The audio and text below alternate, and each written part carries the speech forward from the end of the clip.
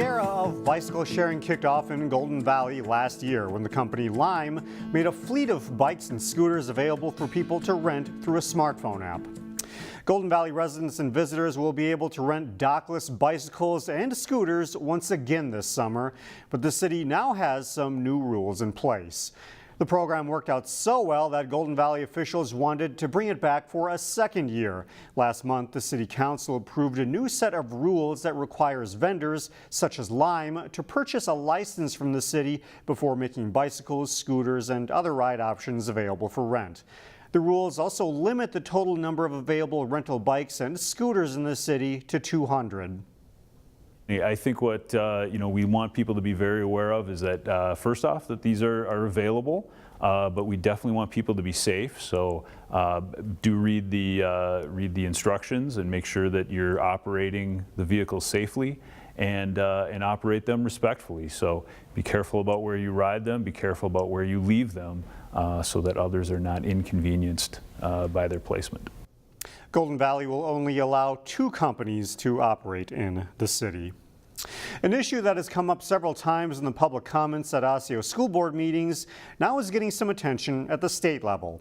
Senator John Hoffman says he has been approached by several constituents from Brooklyn Park who say they are upset that they aren't adequately represented on the Osseo school board.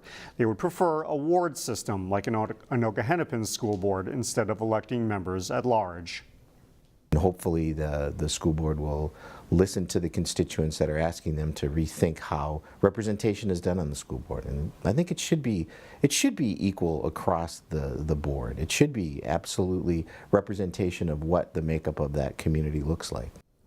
Hoffman sponsored a bill for a policy change, but the matter would ultimately need to be adopted by the Osseo school board. Science fiction became science fact last month when astronomers released the first image of a black hole, and a local middle school found a way to weave the discovery into its curriculum. Hey, we're talking about the sky and other wavelengths today. One of those wavelengths, radio waves, allowed us to get this recently, the first picture of a black hole. This week, students in Jackson Middle School's 8th grade astronomy class got to learn more about the discovery. The image of the black hole was assembled from data gathered by 8 radio telescopes around the world. The fiery-looking object is in a galaxy located 53 million light-years from Earth, and it confirms a long-held theory of what a black hole looks like.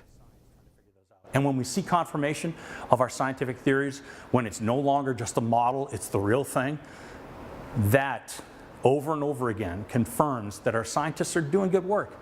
They're describing the world around us mathematically, and they're coming up with solutions to those questions of, what is this, how does it work, and can we benefit from it? The image was captured 2 years ago over a course of 4 days, but it's taken scientists and computers that long to process all of the data.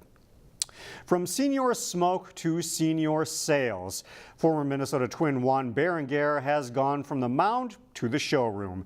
Berenguer pitched for 7 major league teams in 15 seasons, including the Twins. But as Eric Nelson reports, these days he's pitching something else. Now my son, he built his own house in Chaska, and he said he wanted to put all my jerseys in there and retire from there. In his major league career, Juan Berenguer closed many games. I get at 18 safe in 91s. Now he is closing deals on the car lot. I have fun with these guys.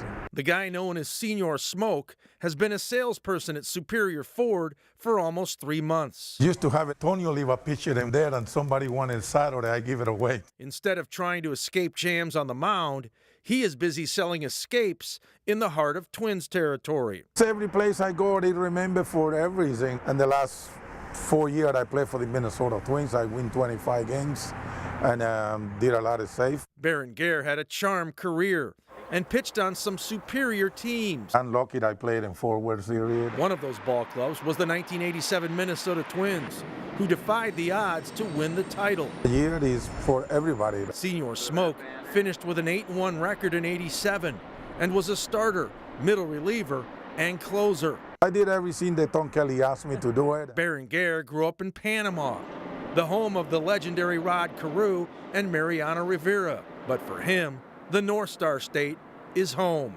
I still am here because I love Minnesota. He also loves the Twins, who are off to a fast start in 2019.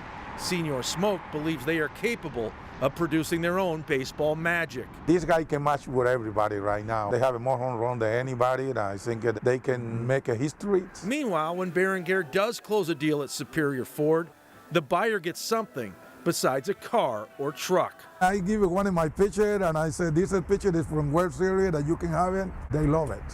Juan Berenguer comes to Target Field often to cheer on his old team, and he's a huge fan of Jose Barrios. He believes that Barrios can win 20 games this season.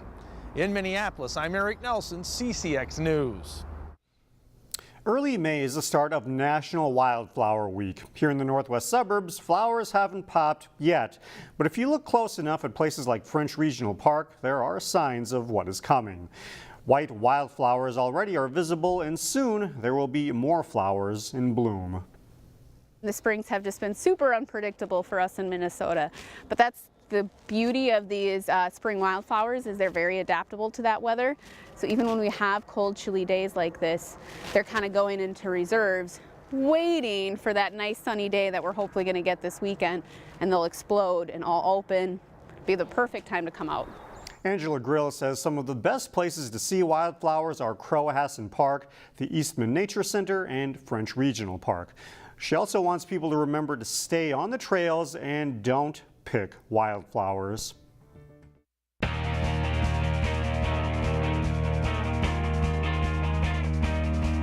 The Hopkins and Armstrong baseball teams should be in the hunt for the Section 6 4A title this season. Both teams are off to strong starts, and they met up on Armstrong's home field this week. In the top of the first, Hopkins' Kyle Fiducia delivers the bloop single, and it scores Sam Sickink as the Royals get the scoring started. Then Miles Halligan drives a 2-out hit to score Will Stein for a 3-0 Royals lead. They're up 4-0 after a half inning. Hopkins starter Wyatt Nelson cruises through 3 innings, striking out 7. In the top of the fifth, Hopkins freshman Maddox Mikalakis drives a fly ball over the outfielder Joey Hurth, scores on the double.